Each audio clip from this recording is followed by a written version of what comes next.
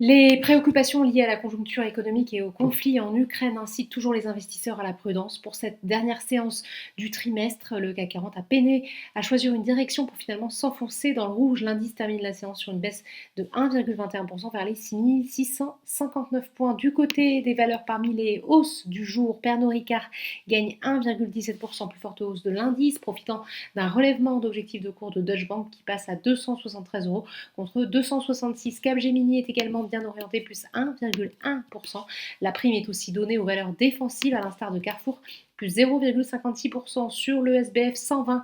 En dépit de la très forte volatilité sur les cours de l'or noir, les parapétrolières sont très recherchées.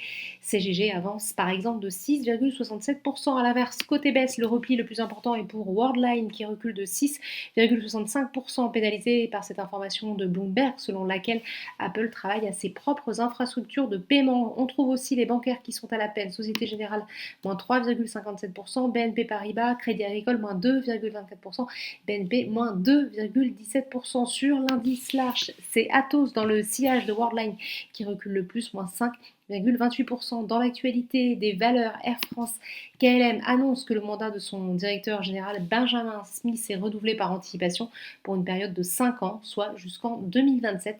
Le titre se replie de 1,25%. Du côté des autres classes d'actifs à risque, le pétrole est toujours extrêmement mouvant. Le Brent recule et s'échange à 108 dollars le baril, le WTI à 103 dollars. Washington envisage en effet de puiser massivement dans ses réserves stratégiques pour contrer l'envolée des cours du pétrole. Enfin, on termine par les marchés américains où les indices s'apprêtent à clôturer un trimestre en territoire négatif au moment de la clôture parisienne. Les 3 indices de la bourse de New York évoluaient dans le rouge. Voilà, c'est tout pour ce soir. N'oubliez pas, toute l'actualité économique et financière est sur Boursorama.